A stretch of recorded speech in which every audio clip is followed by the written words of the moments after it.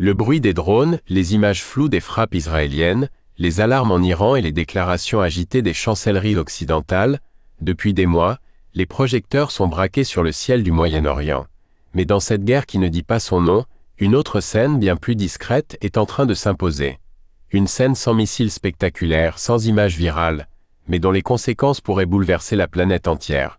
Car cette fois ce n'est pas dans les airs que tout se joue, c'est en mer. Au sud de l'Iran, là où le golfe Persique devient l'océan Indien. Là où un détroit large comme un coup de crayon sur une carte peut à lui seul faire vaciller l'économie mondiale, le détroit d'Ormuz.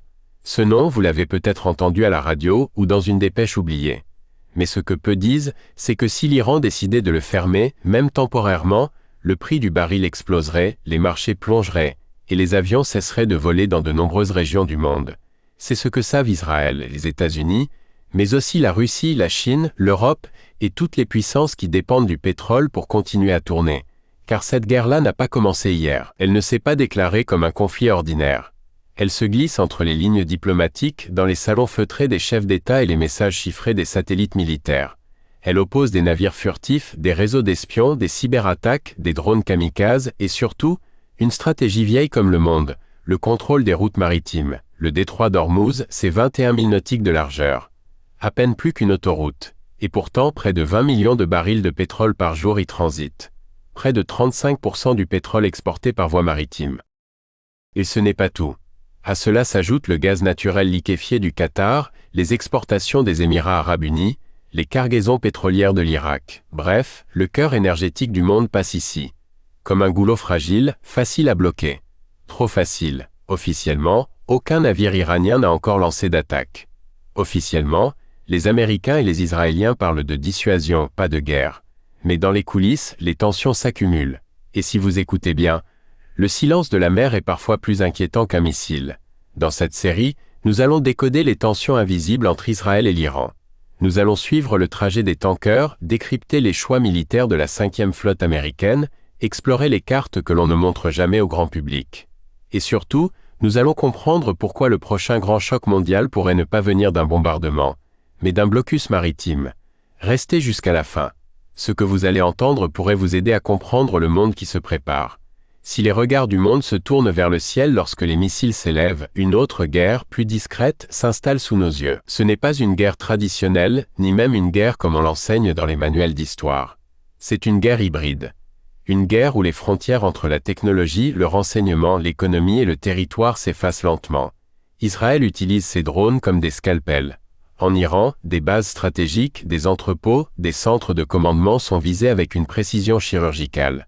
La plupart du temps, ces frappes ne sont jamais revendiquées, mais leurs résultats sont spectaculaires. Incendies, destructions ciblées, confusion au sommet de l'État iranien. En face, l'Iran ne répond pas de manière frontale. Il agit dans les couloirs, les coupes sombres, les détours du renseignement. Son arme principale n'est pas toujours un missile, mais un réseau. Des groupes armés alliés, comme le Hezbollah au Liban, les Houthis au Yémen ou les milices chiites en Irak, sont activés comme des extensions de sa volonté politique. En mer, l'Iran utilise aussi ses vedettes rapides pour harceler les tankers, envoyer des signaux sans jamais franchir la ligne rouge officielle. C'est une guerre de l'ambiguïté. On attaque sans le dire, on se défend sans le reconnaître. On navigue dans l'incertitude comme dans le détroit d'Ormuz, prudemment mais armés jusqu'aux dents. Les États-Unis, eux, ne veulent pas d'un conflit ouvert, mais ils ne peuvent pas non plus ignorer les provocations. La 5e flotte, basée à Bahreïn, multiplie les patrouilles, escorte les navires, installe des systèmes antimissiles et surveille le trafic en temps réel avec des satellites et des drones sous-marins. En coulisses, les systèmes d'écoute américains interceptent les communications entre les unités iraniennes. Et de leur côté, les services israéliens, redoutablement efficaces, ont implanté des cellules de renseignement en plein cœur de l'Iran. Des commandants des gardiens de la Révolution ont été éliminés avec des moyens d'une précision digne d'un scénario hollywoodien. Mais ici, pas de fiction. Ce qui se joue, c'est l'avenir de l'équilibre régional. Et chaque opération, aussi discrète soit-elle, rapproche un peu plus les protagonistes du point de non-retour. Le général iranien Qassem Soleimani, assassiné par un drone américain en 2020 à Bagdad, reste un exemple emblématique. Cet événement a marqué un tournant. Pour la première fois, un haut responsable militaire iranien était ciblé en dehors de son pays, sans avertissement, sans négociation. Depuis quelques années, L'Iran a développé une stratégie d'harcèlement naval asymétrique. De petits bateaux rapides, parfois civils, parfois militaires, s'approchent des tankers, les encerclent, les inspectent. Parfois, ils les saisissent brièvement avant de les relâcher. Une guerre psychologique. Une démonstration de pouvoir. Le plus inquiétant, ces actes se produisent sans déclaration de guerre, sans revendication officielle. Et pourtant, ils affectent les marchés, font bondir les prix du pétrole, déstabilisent les compagnies d'assurance maritime. Ce que peu de gens réalisent, c'est que le monde entier dépend de ce couloir étroit. De la Chine à l'Europe, en passant par le Japon ou l'Inde, toutes les économies majeures sont liées à ce point de passage. C'est ce qui fait d'Ormuz non seulement un enjeu régional, mais un point névralgique du système mondial. C'est pourquoi la moindre étincelle ici provoque des effets en chaîne. En 2019, l'attaque contre 2 tankers dans le détroit avait suffi à faire grimper les cours du brut de 4% en une seule journée. Et depuis 2023, avec le regain de tensions entre Israël et l'Iran, le détroit est redevenu un théâtre d'opérations silencieuses, mais potentiellement dévastatrices. La guerre ici ne ressemblera pas à celle que l'on imagine. Ce sera une guerre de pression sur les marchés, de sabotage sous-marin, de sanctions et de contre-sanctions. Une guerre qui peut coûter des milliards sans qu'un seul missile soit tiré. Ormuz, c'est donc la gorge étroite d'un monde trop dépendant du pétrole, un monde où un pays, en l'occurrence l'Iran, peut tenir une partie de la planète à sa merci, sans même appuyer sur la gâchette. Derrière les discours officiels, les drones et les missiles, il existe une autre guerre, silencieuse, discrète, mais terriblement efficace. C'est celle que mènent les services de renseignement israéliens à l'intérieur même de l'Iran. Depuis plusieurs années, le Mossad multiplie les opérations de sabotage, d'assassinats ciblés et de cyberattaques contre des objectifs stratégiques iraniens. Installations nucléaires, laboratoires de recherche, convois d'armement, centres de commandement des gardiens de la Révolution. Ces attaques n'ont presque jamais de signature officielle. Et pourtant, tout le monde sait d'où elles viennent. En 2020, le scientifique Mohsen Fakhrizadeh, cerveau du programme nucléaire iranien, est assassiné près de Téhéran. L'opération est menée avec une précision militaire impressionnante. Pas de témoins, pas de revendications, mais un message très clair envoyé au régime iranien. Ce type d'opération a 2 objectifs. D'une part, ralentir les avancées nucléaires de l'Iran. D'autre part, déstabiliser le pouvoir en montrant à la population et au monde entier que même le cœur du pays n'est pas sécurisé. Pour Israël, c'est une question de survie. Ses dirigeants considèrent que l'Iran cherche à l'effacer de la carte. Et si les armes nucléaires iraniennes venaient à se concrétiser, Tel Aviv veut être certain d'avoir neutralisé le danger en amont. Mais cette guerre de l'ombre n'est pas sans risque. Car chaque opération peut provoquer des représailles, sur le sol israélien ou ailleurs, via des milices alliées de l'Iran comme le Hezbollah ou les Houthis. Et cette guerre secrète ne se joue pas qu'au niveau étatique. Elle se déplace aussi dans le cyberespace. En 2021, une cyberattaque a paralysé l'ensemble du système de distribution d'essence en Iran, provoquant des files d'attente interminables et une panique dans les rues. C'est une nouvelle ère, le sabotage numérique comme arme stratégique. Ce jeu d'échecs se déroule aussi avec des pions locaux. En Iran, des cellules de l'opposition sont parfois utilisées par des puissances étrangères pour obtenir des informations, acheminer du matériel ou localiser des cibles. Mais plus inquiétant encore, la population turcophone d'Iran, notamment dans le nord-ouest, pourrait devenir un levier dans les rivalités régionales entre Ankara, Téhéran et Tel Aviv. L'Iran, de son côté, renforce sa surveillance intérieure, purge ses institutions et tente de riposter par ses propres services, en Israël, mais aussi à l'étranger. Des tentatives d'assassinat de diplomates israéliens ou des attaques planifiées contre des touristes en Turquie sont régulièrement évoquées. Ce bras de fer permanent ne se voit pas. Il ne se traduit pas toujours par des bombes ou des frappes aériennes.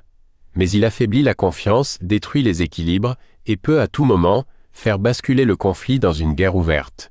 Le Moyen-Orient est ainsi suspendu à des opérations que personne ne revendique, mais dont tout le monde subit les conséquences. Car dans cette guerre-là, l'ennemi n'est pas toujours visible, et la frontière entre renseignement et terrorisme est souvent floue. Ce qui se passe aujourd'hui entre l'Iran, Israël et leurs alliés dépasse de loin une simple querelle régionale. Ce n'est plus seulement une rivalité pour l'influence au Moyen-Orient. C'est un affrontement qui touche directement l'économie mondiale, l'équilibre des grandes puissances et la stabilité énergétique de la planète. Le détroit d'Ormuz en est le symbole le plus criant. Chaque jour, plus de 20% du pétrole mondial y transite. La moindre tension dans cette zone fait immédiatement flamber les prix du baril à New York, Londres ou Shanghai. Et pourtant, très peu de gens savent à quel point ce passage est vulnérable. Des mines, des attaques de drones, des saboteurs ou une simple menace militaire suffisent à bloquer le détroit. Et si cela arrive, les conséquences seraient immédiates. Pénurie de carburant, ralentissement de la production industrielle, effondrement de certaines économies dépendantes du pétrole importé. La guerre entre Israël et l'Iran, si elle bascule dans une confrontation directe en mer, mettrait en péril non seulement la région, mais aussi la sécurité énergétique de l'Occident, et donc la stabilité politique intérieure de nombreux pays. Derrière le théâtre militaire, il y a une réalité que peu de gouvernements osent regarder en face. Nous vivons dans un monde où un conflit local peut déclencher une onde de choc globale. Les grandes puissances le savent. C'est pour cela que les États-Unis maintiennent une présence militaire constante dans le Golfe, que la Chine renforce ses relations avec l'Iran, et que la Russie observe attentivement chaque mouvement. À cela s'ajoute un autre danger, celui des alliances mouvantes. Dans un contexte aussi tendu, la moindre erreur de calcul peut enclencher une réaction en chaîne. Une attaque mal attribuée, une fausse information, une interception mal interprétée, et l'ensemble du Moyen-Orient pourrait exploser. Pire encore, la perception d'une guerre préventive pourrait se transformer en prophétie autoréalisatrice. Car en voulant anticiper une attaque, chaque camp finit par la provoquer. C'est le piège des doctrines d'endiguement. Et c'est précisément ce qui a mené dans l'histoire à des guerres mondiales. Aujourd'hui, nous sommes peut-être plus proches de cette ligne rouge que nous ne voulons le croire. Les tensions se multiplient, les provocations aussi. Les alliances se nouent dans l'ombre et le risque d'escalade ne cesse de croître. Mais il existe une autre voie, celle du dialogue stratégique, de la désescalade mesurée et de la diplomatie des intérêts partagés. Car au fond, ni l'Iran, ni Israël, ni les puissances environnantes n'ont à gagner dans une guerre ouverte. Le véritable défi de notre époque n'est pas militaire. Il est énergétique, diplomatique et profondément humain. Et peut-être qu'un jour, ce seront les peuples mêmes qui exigeront qu'on change de cap, qu'on sorte des logiques de confrontation perpétuelle et qu'on redonne sa place à la paix, pas comme naïveté, mais comme stratégie de survie collective. Car si un conflit venait à bloquer le détroit d'Ormuz, ce ne serait pas juste une guerre du Moyen-Orient. Ce serait le point de bascule d'un monde entier. Merci d'avoir regardé ce reportage. Dans un monde où les vérités sont souvent brouillées par le bruit des armes, il reste essentiel de regarder plus loin que les apparences. Ce conflit n'est pas qu'un échange de tirs ou de missiles. C'est une bataille pour le contrôle de l'énergie, de l'information, de l'influence. Et c'est nous tous, citoyens du monde, qui en subirons les conséquences ou qui pouvons en changer l'issue. Si ce contenu vous a apporté un éclairage différent, abonnez-vous, partagez cette vidéo et activez la cloche pour ne rien manquer des prochaines enquêtes. Suivez-nous sur les réseaux pour prolonger la discussion, poser vos questions et découvrir les coulisses de nos enquêtes.